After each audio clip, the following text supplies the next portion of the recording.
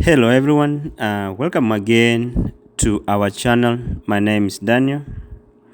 I want to take this time to welcome all the first batch of dv2026 who have successfully gone through their visa interviews and they have just landed safely in the United States and they are yet to start their life in the new land.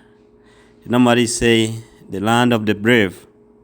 So as you settle down and start a new life here in the United States, we wish you all the success and the best, and may you enjoy your stay here in the States and make it home, away from your home country. As a new immigrant, you need to do a few things here and there to make your life here to run so smooth without any issues as a new person, single or with family.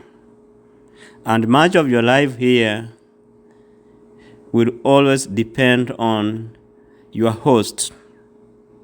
The way you'll be shaped on how to start life, it all depends on the nature of your host and how you learn also from your hosts and people around where you stay. First thing first, if you have kids or you came with children here in the United States, you need to settle the kids in schools. No school-going kid or children will be allowed to stay at home without going to school for a long period of time. So to avoid any trouble, you need to do something to settle your kids in school. So with the help of your host, find the contacts of the school district near where you live, call them, talk to them about the admission of your children to school. They will ask you few things about you and your current address to see the schools that are near where your host is, and they will advise you on what to do going forward. But remember to have a birth certificate for your kids at hand, because it will be required. Also, other thing that will be required is your host address or the address where you stay, and proof of residence documents from your hosts like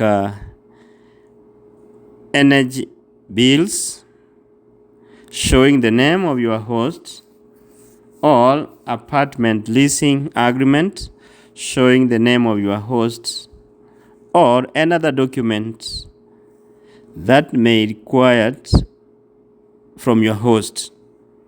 They always tell you what they want for them to admit your kids to school.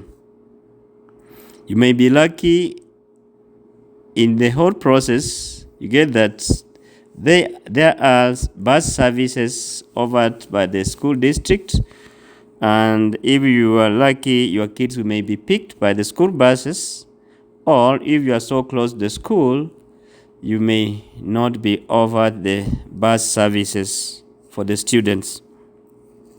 So once you have the social security number, which in most cases should come automatically after landing here in the US, but sometimes it may not.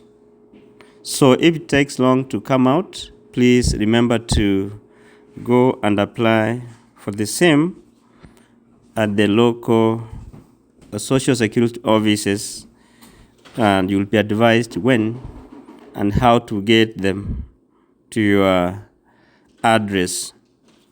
So once you have the social security numbers, you can now start looking for jobs, and at the same time, you can also start reading For your driving test exams, here in the States, we have two tests that you will take.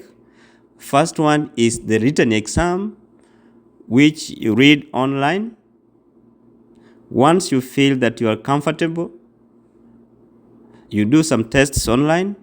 Then once you are okay and you feel that you are now ready, you can go to the Department of Motor Vehicle within your area of residence and register for the written exam. It will also be an online exam at the Department of Motor Vehicle, so be prepared over the same. Once you pass your written exam, you'll be issued with a provisional driving license that will allow you now to start driving in the US roads with someone experienced with you in that car to guide you. And once you are also okay and comfortable and you feel that you are now okay to drive by yourself, you finally register for your final practical exam. And once you pass that final practical exam, you'll be issued with a DA, the actual driving license, upon returning the provisional driving license. So from there now, with the driving license at hand, you have started working.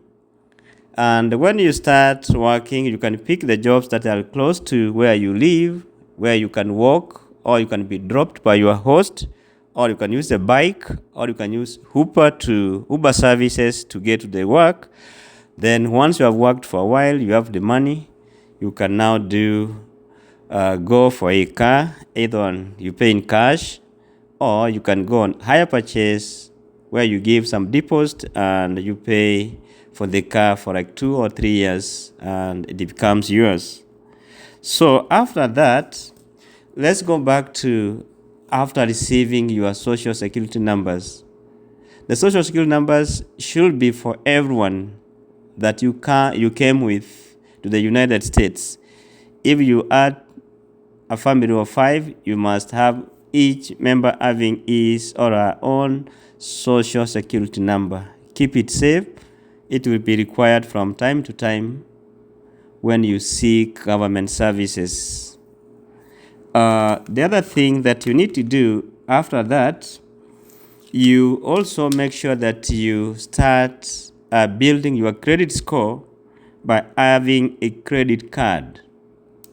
Credit scores are very important when you are going for an apartment. They'll run your credit score, your background check, and after that, you can be able to be given those loan services like when you go for the cars on loan. So it's very important that you start building your credit scores as early as you can. Lastly, do not overstay at your host. Be like that a good dancer who knows when to leave the stage. Do not invite trouble by overstaying at your host's place. Do that and you'll come back thanking me later. Thank you for that, and this is what we prepared for you. As you settle down, we wish you the best. If you are new here and you are watching us for the first time and you have not subscribed, please consider subscribing to this channel. Share our videos to your family and friends and whoever needs this information. That's the only way you can help us build this channel. Thank you and see you in our next video. Bye bye.